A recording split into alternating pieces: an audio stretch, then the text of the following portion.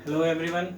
सो आज के इस वीडियो में हम लोग एक टॉपिक देखेंगे जिसका नाम है Coulomb's law from Gauss theorem. हमने कूलम्स लॉ के बारे में इलेक्ट्रोस्टैटिक के प्रीवियस कुछ टॉपिक्स में पढ़ा हुआ है कि कूलम्स लॉ क्या होता है। हमने अपने प्रीवियस टॉपिक्स में ये भी पढ़ा है कि गॉस थ्योरम क्या होता है। ओके, तो गॉस थ्योरम पढ़ने के लिए अगर आपको जानना है गॉस थ्योरम क्या है तो मैं इसका लिंक डिस्क्रिप्शन में दे दूंगा, वहाँ से जाके आप गॉस थ्योरम समझ सकते हैं। उसके बाद आप इस वीडियो को देखिएगा तो बहुत ईजिली तरीके से समझ में आ जाएगा। तो हमें पता है कि according to Coulomb's law F is equals to K into Q1 Q2 by R square, ये होता है। ओके, ये हमें पता है where K is equals to 1/4 pi epsilon naught. Okay, तो हमें गॉस थ्योरम जो हमें पता है, Gauss theorem is equals to E vector dot ds vector is equals to Q by epsilon naught. इसका यूज करते हुए हमें ये फॉर्म को लाना है। बहुत ही सिंपल है। इसे किसी भी फॉर्मूला को ध्यान में रखने के लिए उसका डेरिवेशन ध्यान में रखना बहुत जरूरी होता है। और डेरिवेशंस किस तरह से माइंड में रहे, डेरिवेशन के स्टेप्स वन बाय वन सब लिंक रहते हैं। याद करने का कोई जरूरत नहीं है, बस समझना है। हमें समझ के ही इसके डेरिवेशंस को कंप्लीट रखना है। तो ओके, अगर आप इस डायग्राम को देख रहे हैं, ये डायग्राम हमने गॉस थ्योरम में भी पढ़ा था कि क्या है ये। चलिए फिर से देख लेते हैं। प्लस Q1 चार्ज, ठीक है, प्लस Q1 चार्ज है और जो कि प्लस Q2 चार्ज से R डिस्टेंस पे रखा हुआ है। ओके, R डिस्टेंस को लेते हुए और Q1 पॉइंट को ही सेंटर लेते हुए हमने एक स्फीयर ड्रॉ किया है and that sphere is known as Gaussian surface. इसी को हम लोग क्या बोलेंगे, गॉसियन सरफेस। तो याद है ना कि गॉसियन सरफेस किसको बोलते हैं? गॉसियन सरफेस एक वैसे सरफेस को बोलते हैं जिसके ईच एंड एवरी पॉइंट पे इलेक्ट्रिक फील्ड इंटेंसिटी क्या होता है, सेम होता है। तो ये वही एक ऐसा सरफेस है। तो स्टार्ट करते हैं। अकॉर्डिंग टू गॉस थ्योरम हमने क्या जानते हैं? According to Gauss theorem, according to Gauss theorem हमें ये पता है that overall flux, overall electric flux is equals to close integral of E vector dot ds vector. Okay, तो E vector dot ds vector के बारे में जानते हैं। ये जो आप यहाँ देख रहे हैं इस फिगर को, ये Q1 एंड Q2 दो चार्ज है जिसके दोनों के बीच का डिस्टेंस r वेक्टर है। इन दोनों का ही लगने का जो इलेक्ट्रिक फील्ड है दैट डायरेक्शन इस साइड है, okay, to the direction of area vector. ठीक है, मतलब इलेक्ट्रिक फील्ड का डायरेक्शन और एरिया वेक्टर का डायरेक्शन सेम है। ओके, ये ईच एंड एवरी पॉइंट पे आपको यही देखने को मिलेगा। So which is equals to Q by epsilon naught. Okay, that Q by epsilon naught क्या होता है? ये Q बाय एप्सिलॉन का मतलब क्या है? हम लोग अगर उसके थ्योरम पे अगर आते हैं, थ्योरम में क्या लिखा हुआ था कि that total number of flux produced by the body is equals to the 1 by epsilon naught times the enclosed charge present in that body. So what is the enclosed charge in this Gaussian surface? Q1 na. So we can write here Q1.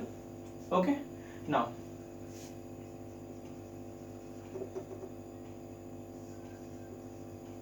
E dot ds cos theta equals to Q1 by epsilon naught. We can write this, and जैसे मैंने यहाँ पे बताया कि E vector का direction और ds vector का direction दोनों सेम है, which is theta is equals to 0. When we put theta is equals to 0, close integral of E dot ds cos theta cos 0 is equals to Q1 by epsilon naught. Cos 0 is 1, which is equals to Q1 by epsilon naught. ठीक है, ये relation आ गया। तो हमें पता है electric flux या electric field जो है वो ईच एंड एवरी पॉइंट पे कांस्टेंट है। Each and every field, each and every point of that Gaussian surface में क्या है, कांस्टेंट है। इसका मतलब ये पार्ट कांस्टेंट बाहर आ गया, इसे छोड़ देता हूं, Q1 by epsilon naught। Okay, clear है? तो अब देखिए, बहुत ध्यान से देखिएगा, ds हमें इस ds को इंटीग्रेट करना है। ये ds क्या है? This area element. हमने इस डायग्राम को मैंने इस वीडियो में ज्यादा नहीं बताया क्योंकि इस डायग्राम को मैंने गॉस थ्योरम में बहुत ही अच्छे से बताया, तो आप वहां जाके इसे दोबारा देख सकते हो। तो ds that is the area vector. Okay, तो what we can write, we can write E into 4 pi r square equals to Q1 by epsilon। 4 pi r square क्यों हुआ? 4 pi r square इसलिए हुआ क्योंकि ये जो सरफेस है वो एक स्फीयर है। स्फीयर का कर्व सरफेस या स्फीयर का एरिया कितना होता है? 4 pi r square where r is the radius. Okay, तो यहाँ पे आपका ई क्या बना, E is equals to 1/4 pi r square into Q1/7 naught. ये है आपका इलेक्ट्रिक फील्ड, सॉरी ठीक है, इलेक्ट्रिक फील्ड इंटेंसिटी। तो इस पॉइंट को थोड़ा समझते हैं, इलेक्ट्रिक फील्ड इंटेंसिटी क्या बोल रहा है। ये जो इलेक्ट्रिक फील्ड इंटेंसिटी है वो Q1 प्रोड्यूस कर रहा है इस गॉसियन सरफेस के हर एक पॉइंट पे। याद रखिएगा, ये Q1 प्रोड्यूस कर रहा है इस गॉसियन सरफेस के हर एक पॉइंट पे। जब बात हर एक पॉइंट का हो रही है तो Q2 पॉइंट भी एक है वहां पे, जहां पे चार्ज Q2 पॉइंट में भी है, तो ये Q1 एक इलेक्ट्रिक फील्ड Q2 पे ही प्रोड्यूस कर रहा है। मतलब ये जो है एट Q2, ये एट Q2 भी हो रहा है। तो जब Q2 पे इलेक्ट्रिक फील्ड प्रोड्यूस हो रहा है, इलेक्ट्रिक फील्ड आ रहा है, तो ऑब्वियस है कि एक फोर्स क्रिएट होगा, that F is equals to E into what, E into Q2। ये फोर्स प्रोड्यूस होगा। ओके, मतलब किसके कारण, इस फील्ड के कारण Q2 पॉइंट पे एक फोर्स प्रोड्यूस होगा, that is F equals to E dot Q2, where F is equals to what is the value of E, 1/4 pi epsilon naught into Q1/r square, हम थोड़ा इसे इंटरचेंज कर दिए हैं, इंटू Q2।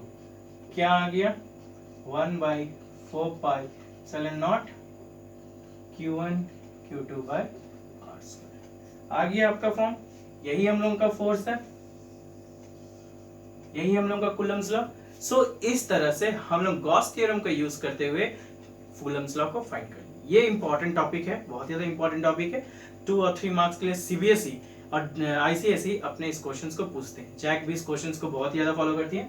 ओके, तो बहुत ही simple question है, मैं फिर से बोल रहा हूँ। अगर गॉस थ्योरम को कुछ समझने में थोड़ा बहुत दिक्कत आ रही हो, इसमें इसका यूज है, तो आप डायरेक्टली कहाँ चल जाइए, डिस्क्रिप्शन में लिंक दिया हुआ, उसे आप जाके यूज कर लीजिए। ओके, आज के लिए इतना ही, थैंक यू।